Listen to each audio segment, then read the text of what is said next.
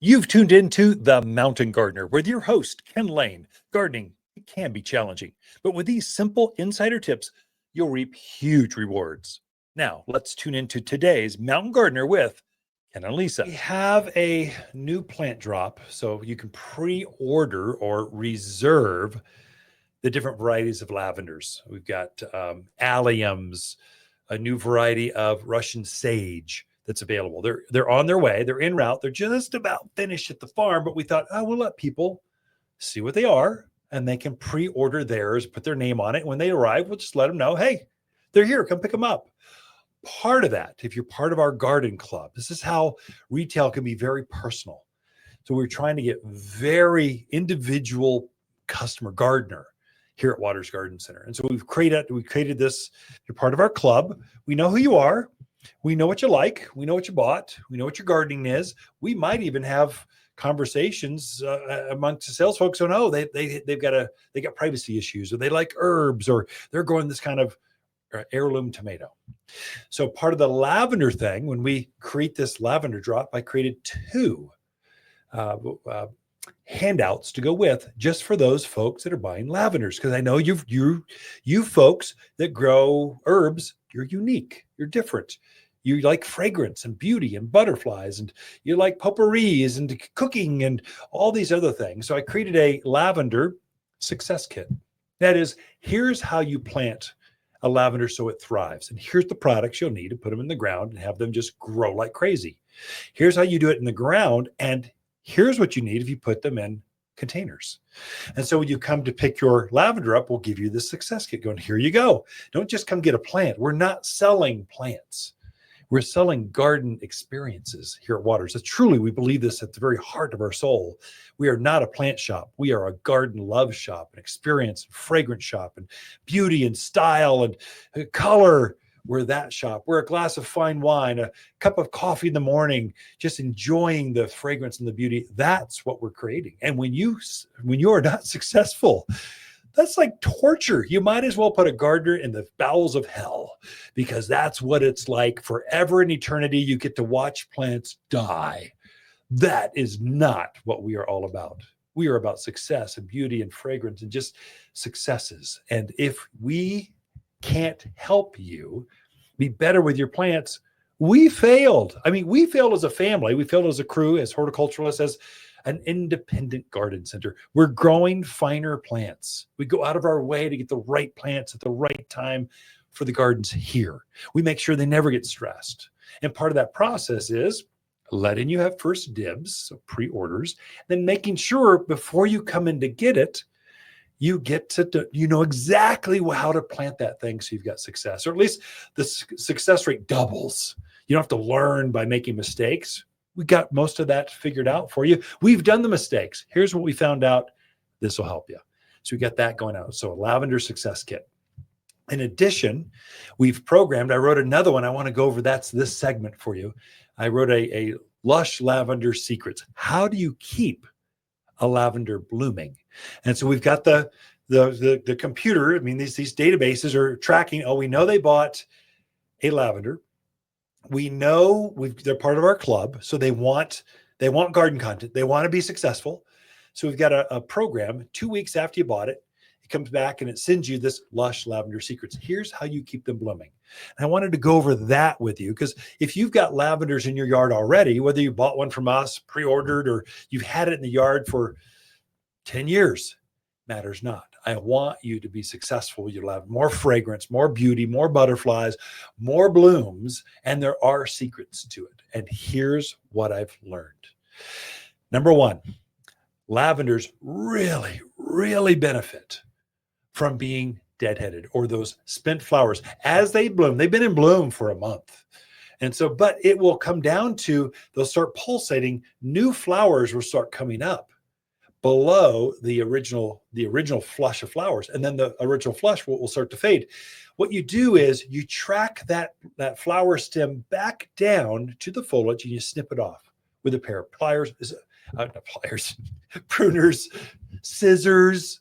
I use my knife often, just my pocket knife works. Anything. It's a very fine flower stem. Doesn't take much, especially if you're catching it while it's still vibrant and green, but the flower has faded. Just follow that stem back, not all the way back to the ground, but until you start seeing leaves. Then just nip it off. So probably about once a week, every 2 weeks. You want to clean up all your lavenders, and it doesn't matter the varieties. Remember earlier I mentioned the 5 types of lavenders: English, the sweet, the Spanish, the French, and the fern leaf. So these are 5 different varieties. They all grow here. They're all treated the same way. So you trace back that spent flower, cut it off as close to the foliage as you can. Otherwise, you'll get these dead stems that are sticking up. Looks kind of funky. You don't want that. You just want to get past below, down towards the foliage. And what you'll find is you'll start to see already new flowers coming back up. And so you're trying to prevent the lilac from focusing on seed. You want them focused on new flowers. So what will happen is they'll shift gears. Most perennials especially will do this. They'll start blooming their hearts out. They've been pollinated by the bees and butterflies.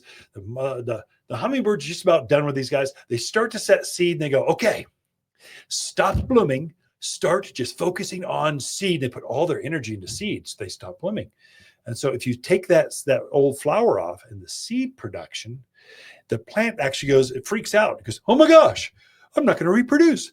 I better make sure I put more flowers out so I can possibly create seed. They're trying to replicate and spread across the yard.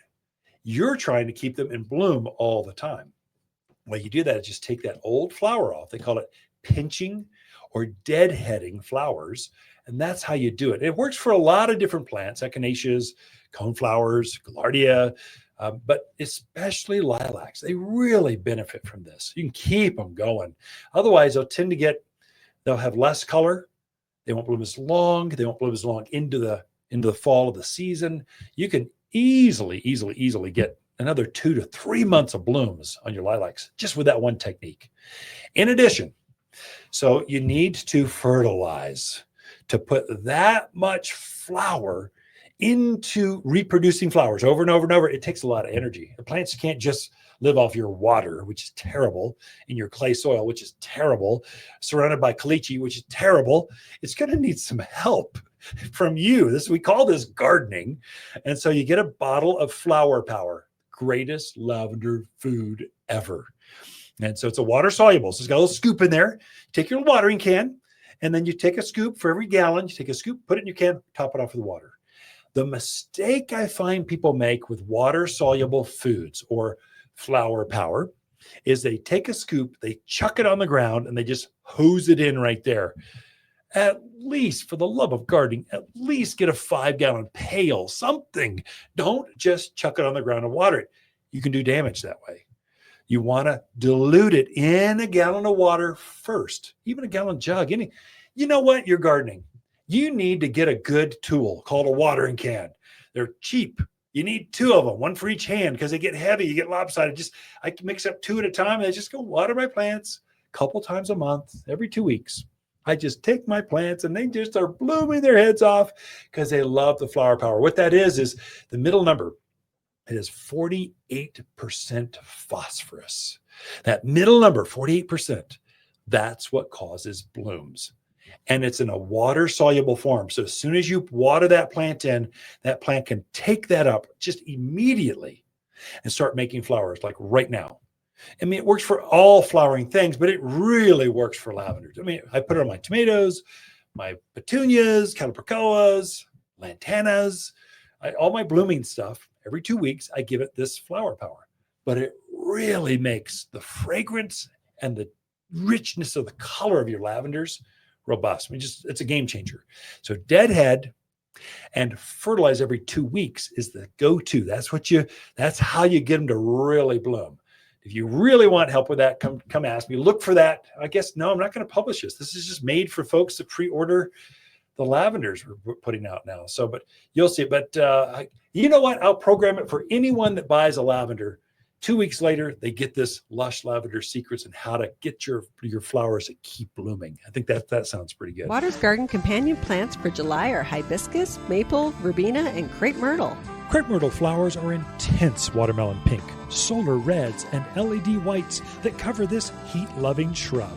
plant where you enjoy its beautiful multicolored bark and sinuous branches up close. The flowers show against forest green foliage that turns red and orange in autumn. Growing to just head height, every yard has room for at least one, and only available for summer planting here at Waters Garden Center in Prescott. For a more fruitful garden, increase success in the landscape that just feels better, then tune in daily to the Mountain Gardener podcast. Subscribe through your favorite podcast streamer or visit watersgardencenter.com.